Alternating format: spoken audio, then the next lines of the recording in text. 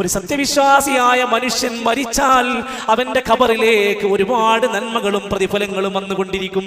എപ്പോഴാണ്?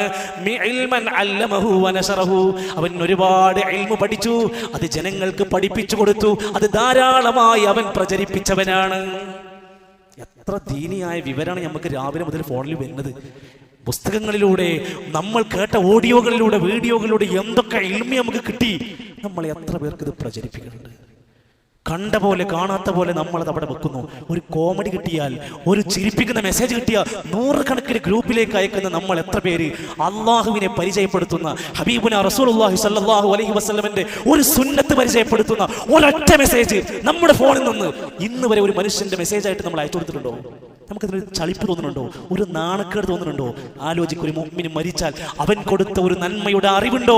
അവന്റെ ഖബറിലേക്ക് അതിന്റെ പ്രചരണത്തിന്റെ മഹത്തരമായ ഫലം കിട്ടിക്കൊണ്ടിരിക്കും. വലദൻ സാലിഹൻ തറക്കഹു, അവൻ മരിച്ചു പോയപ്പോ അവൻ വിട്ടേച്ചു പോയ നല്ലവരായ സാലിഹീങ്ങളായ മക്കൾ ഭൂമിയിലുണ്ടോ?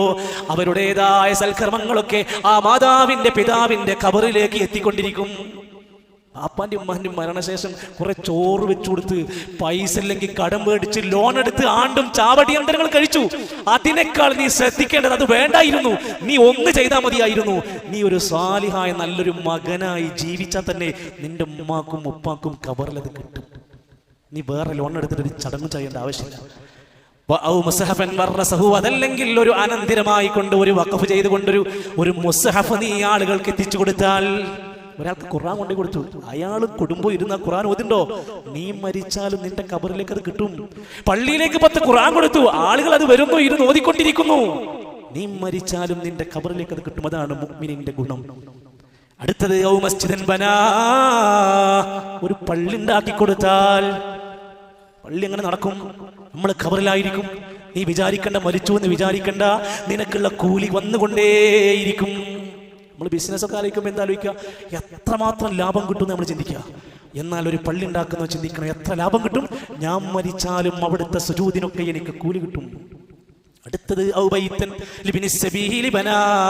ഒരു സാധുവായ മനുഷ്യന് വീടുണ്ടാക്കി കൊടുത്താൽ, ഒരു വഴിയാത്രക്കാരനായ സകാത്തിന്റെ അവകാശിയായ ഒരു മനുഷ്യന് ഒരു താമസിക്കാൻ ആവശ്യമായ ലളിതമായ ഒരു വീടുണ്ടാക്കി കൊടുത്താൽ വലിയ പ്രതിഫലം അവന്റെ ഖബറിലെത്തുകയാണ്.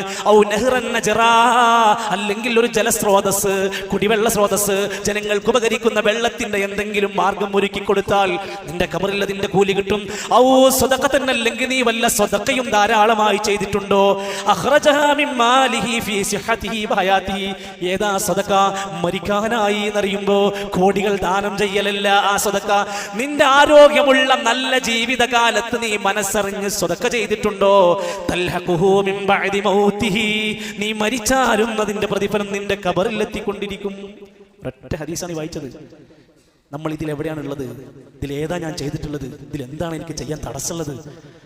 സഹോദരങ്ങളെ, അല്ലാഹുവിന്റെ റസൂൽ സല്ലല്ലാഹു അലൈഹി വസല്ലമയാണ് നമുക്കിത് പഠിപ്പിച്ചത്.